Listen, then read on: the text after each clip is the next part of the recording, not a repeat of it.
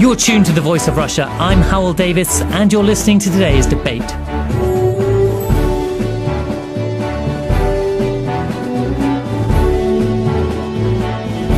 Just last November, Silvio Berlusconi left the presidential palace in Rome by the back door to avoid jeering crowds. Now, 9 months later, the most controversial politician of contemporary Italy looks set to seek re-election as prime minister. Polls commissioned by Berlusconi reportedly show that his return to politics would increase his party's poll ratings from 10% to almost 30%. But the former prime minister is still on trial, accused of abuse of office and of paying for sex at the famous Bunga Bunga parties he held at his mansion outside Milan.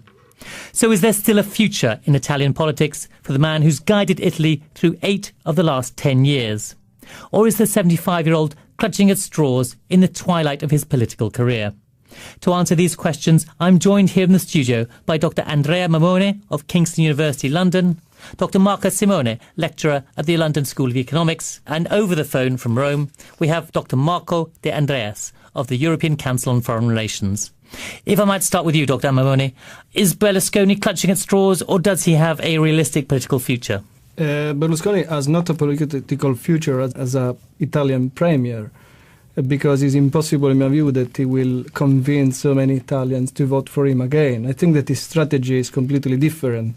He's now trying, to use his usual rhetoric of, I need to do this for Italians, I already saved Italy from communism, this is another extreme sacrifice for the country. In reality, Berlusconi wants to come back. He realized that he cannot stay too far from politics.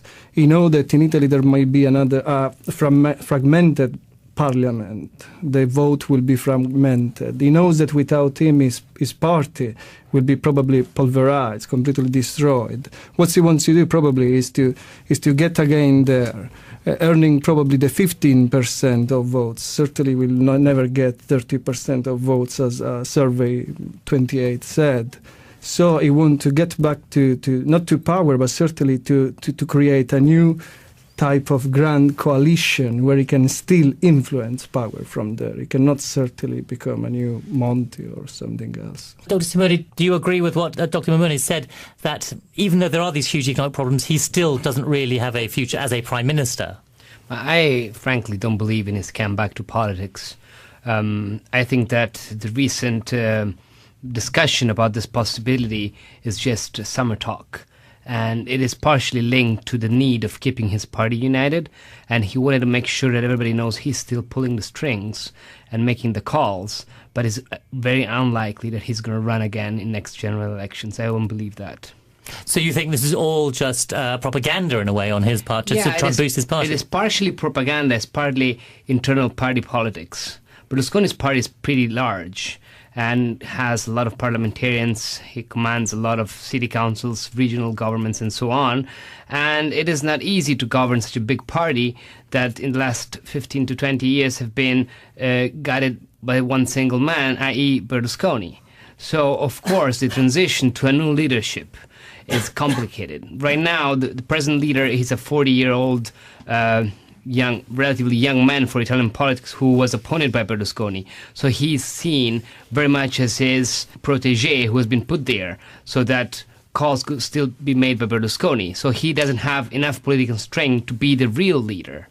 And this recent Berlusconi move saying, I might decide to run again, etc., is just about to calm down different party leaders, different, second tiers of leaders who are about to start a fight, so to block a kind of fight for succession. So in a way it's an attempt to try and force his party to be more conciliatory towards their current leader, the 40-year-old. Yeah, maybe. Or maybe just to indirectly tell to the party leaders, don't worry, he is not the real leader. See what I mean? So it's actually the opposite. Reassuring them that this 40-year-old guy is not really deciding anything, he's calling the shots. Dr. Andreas in Rome, we've had Berlusconi in power for 8 out of the last 10 years in Italy. What does that tell you about modern Italy? The fact that this man, who frankly most outsiders would have said was unelectable in many other countries, but he did manage to sort of gain power in Italy several times. What does that tell you about modern Italy? Well, I don't know. It tells many things, and of course this do not pertain only to Berlusconi, but on the general political landscape of Italy. Let me just add one thing. I think that there might be a benevolent interpretation of what Berlusconi or why Berlusconi is thinking about running is that maybe he's resigned to the idea that even after the next general elections there will be a Monti government backed by a grosse coalition. And so his problem is to maximize the chances that his party will be strong enough vis-à-vis the others within this grosse coalition. And this may be his idea. On the other hand, that means that the whole Italian political system is biased against basically old people. When it comes to politics, it seems that Italy is indeed a land for old men, to make a paraphrase of Cormac McCarthy novel. And it's quite amazing, the change of political personnel in both the left and the right is very limited. And what this experience shows, the fact that Berlusconi is actually rethinking what he declared only a few months ago, meaning that he intended to leave the helm of his party to a younger person, has a general meaning of the fact that old people and the idea of changing periodically the personnel of the main political parties, the leaders, is still unknown in Italy. The same applies to the left. We have the same political people who were former prime minister and foreign minister who still run the show. And this, I think, the most serious limit of Italian politics. That's the reason why, at the end, we have to have a technocratic government rather than a politically elected one. So in the springtime, what we're going to see is Mario Monti, his mandate will run out. Dr. Mamone, do you think that this grand coalition is the most likely scenario that's going to happen with Monti in charge? Or do you think Berlusconi might have at least some small role to play? Sure, predictions on Italian politics today is very hard. I will not make any bet on it. I think that the scenario today is actually showing us once more how Italy has declined in the last 20 years, because we are still talking about, we have a government led, the previous speakers was right, but it's not just in politics. Italy is an old country for old people today. It's not just politics which is old. The universities, many other sectors just made by old people. We are talking about young people 40 years old, which are not young in other countries, but are very young in Italy. So where are the people from the 30s and so and so and so? It's very hard to make prediction, first. Italian politics is very fragmented, as in my view also the moral landscape. How can we make a prediction when we have a comedian called Beppe Grillo, who in many cases very demagogically has gathered a group of citizens, let's say angry citizens, promoting a sort of anti-politics, even if one should wonder, is politics the one promoted by the bunga-bunga-like politician, or is politics the one promoted by other people? But let's say, even demagogically, in many ways, this Beppe Grillo and his movement, according to some polls, may even be the third political force in an Italian parliament. I still believe that, Berlusconi, as the previous speaker were saying, as I said before as well, will try to influence an eventual new... Berlusconi, in my view, is hoping exactly that, to have a semi-technical government led by someone else. But even Monti, in my view, would be a tragedy for the country, in the sense that, these politicians should start to take responsibility for what they've done, in the sense that, it's not always possible to ask an external prime minister or someone else to resolve the problems of the country. This idea of savior is pretty there in Italian history as well. From Mussolini to Berlusconi again, but it's certainly wrong. Moreover, Monti is, once more, a 70-years-old human being. With the great respect that I can have of him, but he's a bit pretty old.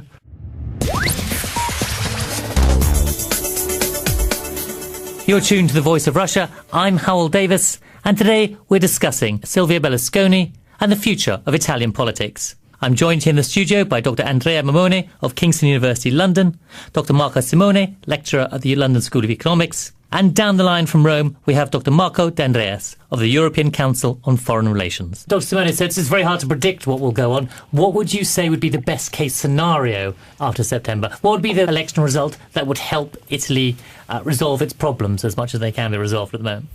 You know, one of the reasons why it's really hard to predict the results is that we are not even sure who is going to run. And we don't know even the present parties, so the parties that are now in parliament, with whom are they going to be allied? What type of alliances are going to be? What type of political programs are there? There is a pretty paradoxical situation because Italy had the most heated political dynamics in recent European history between Berlusconi and its opposition that at times was able to win over him for a few votes. Was the strongest and fiercest debate, not only about Bunga Bunga, but about everything. So on the one side you had the immorals, and the other side you had the communists that wanted to curtail liberty. So it wasn't nice. Yet the economic policy that was followed by the two coalitions was utterly similar, was so similar over 20 years that in the end they gathered together supporting the same government. I mean, if you think about it, politicians that until day one were insulting one another. We're not talking about normal democratic debate. We're talking about insults and, type of polemics that are unknown in other countries. Then the next day they're all together supporting the government and approving a series of hard reforms. That's not surprising if you look at the substance, because those type of policies are very similar to what they did in the last 20 years, which have not worked. And the problem now in Italy is that if you look at polls, they not only show an increase of extra parliamentarian forces like Grillo, like the comedian Michael League was talking about, but there is more than half of the populace who doesn't want to go to vote or is not sure what to vote. Is the highest result in the history of the Republic. There was a poll a few days ago of the Eurobarometer. Italians are the European countries in which the trust on political parties is the lowest. I mean, it's not that in the UK or Russia or anywhere for this matter, people normally like very much political parties. They're not very popular in general, but in Italy, there is about 4% of the population who trusts them. And this signals... Sorry, can I make sure I've got that figure right? 4%, not 40, but yes, 4. 4. That is absolutely right. And this number is lower than after the famous Bribesville scandal in the early 90s. Much lower than that. That time was 20, which was considered to be low, which was low. But 4 now means that the population has no trust in what these politicians can achieve. And that is the reason also why they are in difficulties. They don't know really what to do. And this is why they gave all this trust to a technocratic government that is one of the most technocratic ever seen. Like even in Italy in previous decades, or in Spain, or in Greece, or in other countries where, at times you had the current government almost everywhere, you always have a mix of people from the central banks who are not politicians, but they're quasi-politician, one could say, or former politicians or former head of state. So it's always a mix. It's never purely, this time in Italy, it's purely professors from universities or civil servants with clear no political affiliation. This is just because they didn't know what to do, and they had to do something, though. Dr. De Andreas, is it the case that basically people in Italy have become so sick of politicians that there is no trust there at all? And isn't this quite a dangerous situation for Italy? I beg to differ slightly from the previous speaker when it says that this is a completely technocratic government. I think at the level of undersecretary, for example, one may point to at least some people who have some political connotation. But, having said that, the danger for Italy right now is to exit the euro. Even this program that you have set up points to the danger Italy is facing, which is going back to talk about Berlusconi instead of talking about our pressing economic and social problems. We have to tackle those. In a certain way, we should forget about Berlusconi as such. We should concentrate, focus our minds on how to solve our economic problems. And this is the number one priority. I don't care about the rest. The Italian people will choose. And if they choose to, vote for Grillo or punish the current parties because they are not up to, for example, presenting new faces, changing a personnel, having new ideas, that's fine. I very much hope there will be, another few years or at least months, even after the elections, of a technocratic government who is focusing minds and efforts to solving our economic problems. This is priority number one. Then politicians, political parties, one way or another, will have to come to terms with the problems of our country. Otherwise, we are going to perish in this world. And I don't think at the end Italians want to perish. How much progress has Mario Monti made so far in helping overcome Italy's problems? I mean, it's only been 9 months, but has he made any significant progress that people are actually thinking, well, he's at least doing something? I do believe so. I mean, in a sense, if you are living in Italy, you feel it. Because, I was reading this morning, for example, that car sales have gone down 20% with respect to last year. And, fuel consumption is down 10%. And unemployment is up 10%. So you feel the pain. Of this pain, I think we needed this pain because the current state of our fiscal affairs is unsustainable. So we had to enter a phase of, economic pain. We did this. I think our public accounts are in a better shape now. We still need to have a recognition from the markets, and we still need some help from some outside help from the European Central Bank or from Germany and France, and for others from the Eurozone to overcome these problems. But we are doing our homeworks on this, and we are also feeling the pain for that. I hope we'll be rewarded soon. Dr. Mamoni, you're co-editor of Italy Today, the Sick Man of Europe. I mean, there are lots of European countries, like Spain, for example, and Greece, clearly, having economic problems. But are there specifically Italian problems that need to be tackled? Well, I should need like a couple of hours to talk about all the specific Italian problems. The major problems that Italy has.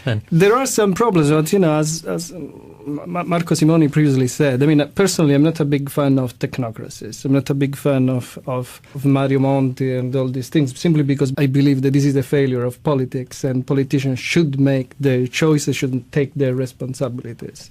I don't really think that this government, for example, has done a good work, has not done a huge work. If you look at the southern Italy, which is an area full of problems, I don't really see that they are making things to improve that area.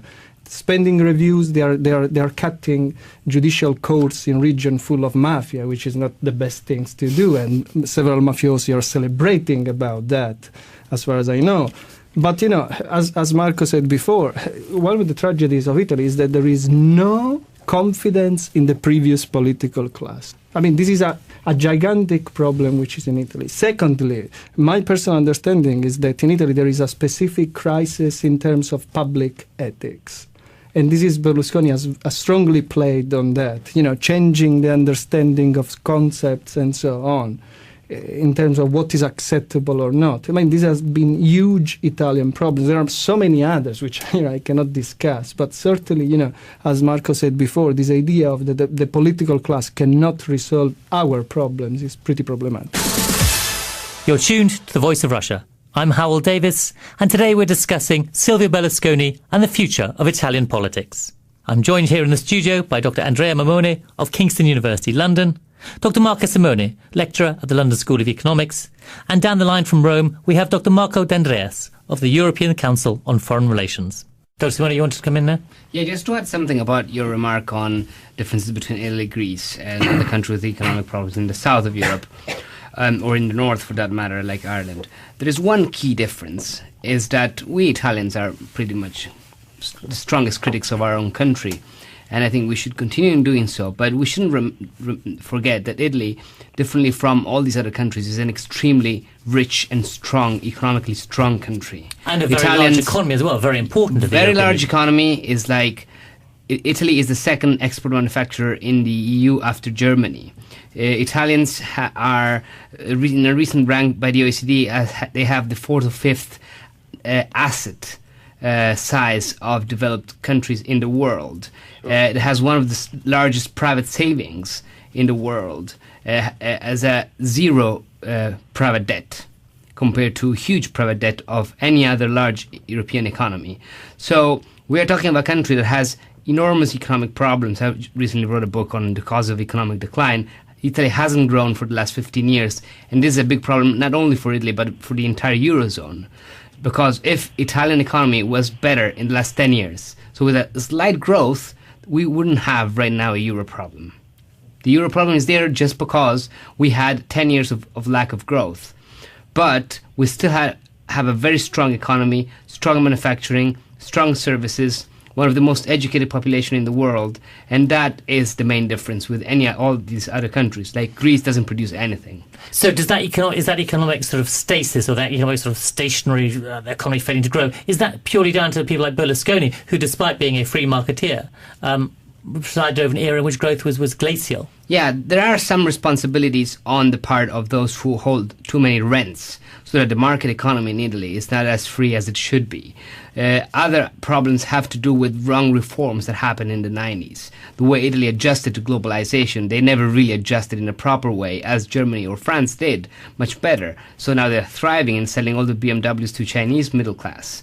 And this is what we should be doing as well, and we are not doing enough, selling our lifestyle to Chinese or Indian middle class Brazilians. So emerging countries are huge opportunities for all developed economies, and we didn't do our job well enough, and this is what the next government has to do. Monti couldn't do very much. He was called there to fix the budget problems, and he did that. We need, as my colleague Mamone just said, a political government to solve this problem and decide the direction that Italy has to take.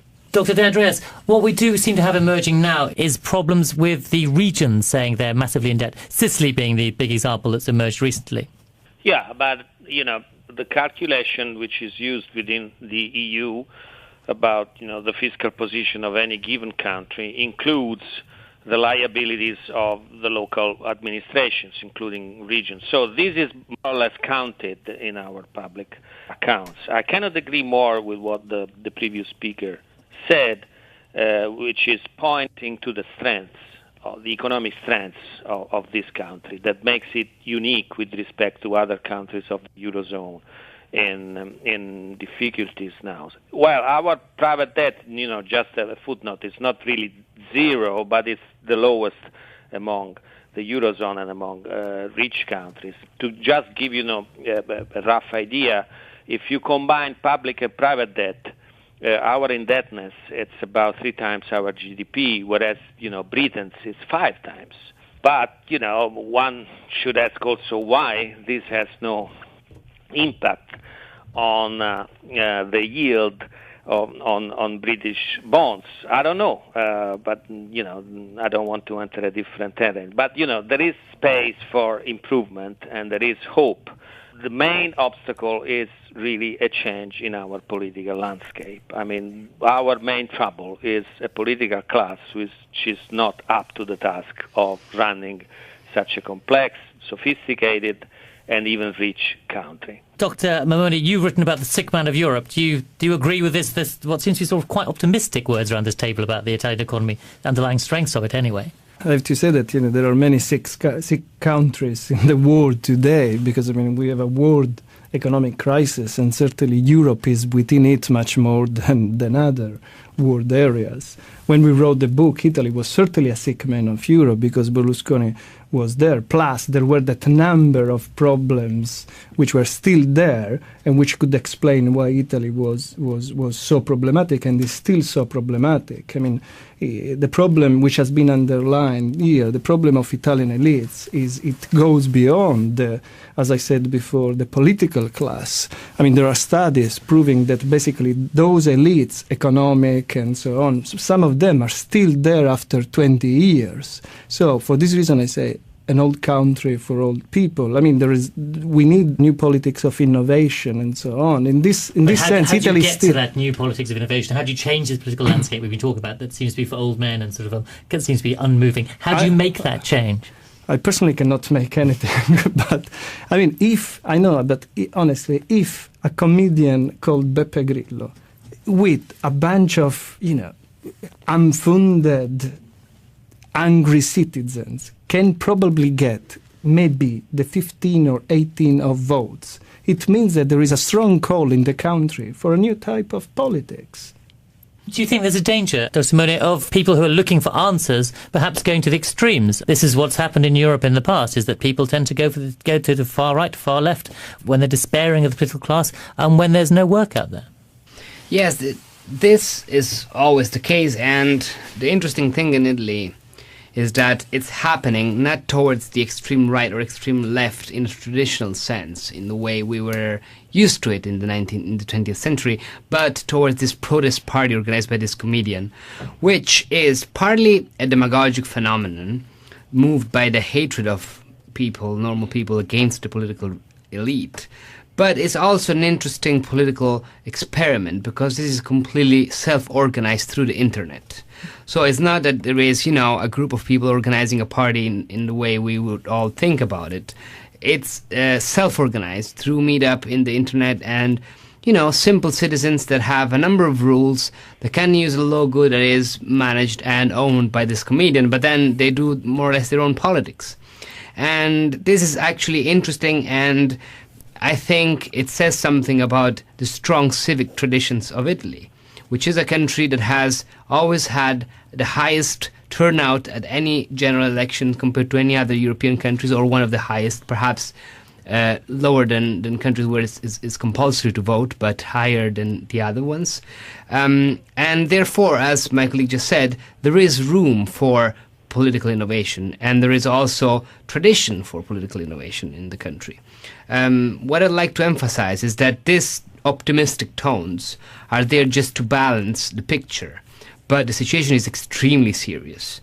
We have a few years in which we can try and make the number of reforms that are necessary, and I would include the labor market, I would include some reform of the banking sector, and especially of the way the state is managed, so that the state can leave the economy free to operate, after which all our strengths are going to be vanished. Right now, we are in open recession, and there are thousands of firms that are closing every day. If this goes on for another 3-4 years, then yes, Italy will be much closer to Greece and Spain. Dr. Simone, you want to come in there? Yeah, Dr. Simone just said about this guerrilla phenomenon, but I personally work on extremism, on far-right extremism. So for me, it was interesting to see, this fact that there is a growing far-right sentiment in Europe, because these movements are exploiting exactly the politics of austerity, the lack of democratic legitimacy in imposing rules to foreign countries, and they use this anti-Euro propaganda. In Italy, the success of guerrilla, not of traditional or new far-right or far-left forces, is exactly proving what we were talking about before. The fact that even despite this, and in other countries, extreme-right forces are organizing, including in Italy, but in other countries they are gaining votes. Look at Greece, for example. In Italy, there is zero confidence even towards them. Zero confidence towards traditional politics. So the far right and the far left are as discredited as the other parties, basically, the politics. I'm afraid that's all we have time for today. If I'd just like to thank my guests who turned up here. We have Dr. Andrea Mamoni of Kingston University, London, Dr. Marco Simone, lecturer at the London School of Economics. Thank you. And down the line from Rome, we've had Dr. Marco De Andreas. Thank you all very much indeed for your time.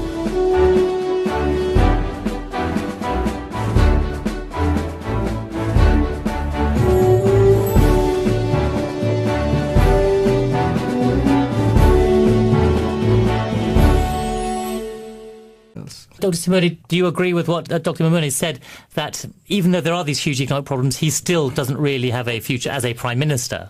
I frankly don't believe in his comeback to politics.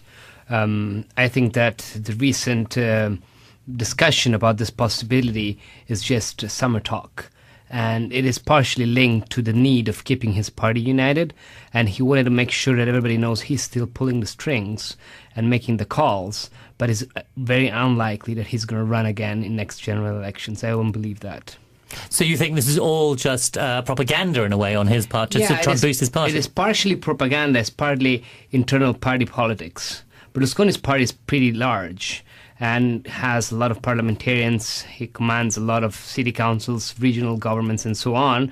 And politics for the man who's guided Italy through 8 of the last 10 years. Or is the 75-year-old clutching at straws in the twilight of his political career? To answer these questions, I'm joined here in the studio by Dr. Andrea Mamoni of Kingston University, London, Dr. Marco Simone, lecturer at the London School of Economics, and over the phone from Rome, we have Dr. Marco De Andreas of the European Council on Foreign Relations. If I might start with you, Dr. Mamone, is Berlusconi clutching at straws, or does he have a realistic political future? Berlusconi has not a political future as an Italian premier, because it's impossible, in my view, that he will convince so many Italians to vote for him again. I think that his strategy is completely different. He's now trying, to use his usual rhetoric of, I need to do this for Italians, I already... You're tuned to The Voice of Russia. I'm Howell Davis, and you're listening to today's debate.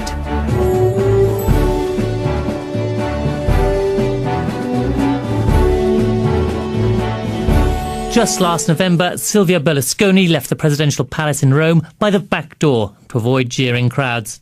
Now, 9 months later, the most controversial politician of contemporary Italy looks set to seek re-election as Prime Minister. Polls commissioned by Berlusconi reportedly show that his return to politics would increase his party's poll ratings from 10% to almost 30%. But the former Prime Minister is still on trial, accused of abuse of office and of paying for sex at the famous Bunga Bunga parties he held at his mansion outside Milan.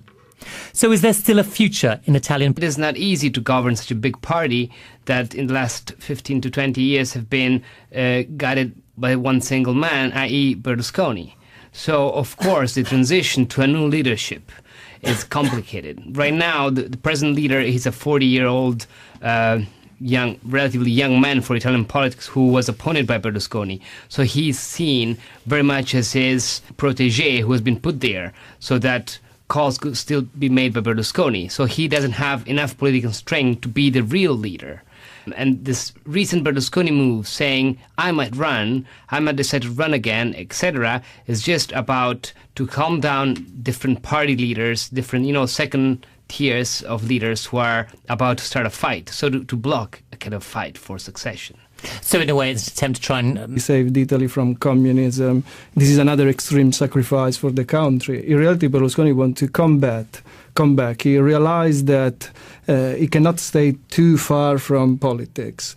He knows that in Italy there might be another fragmented parliament. The vote will be fragmented. He knows that without him, his party will be probably pulverized, completely destroyed. What he wants to do probably is to get again there, earning probably the 15% of votes. Certainly will never get 30% of votes, as survey 28 said.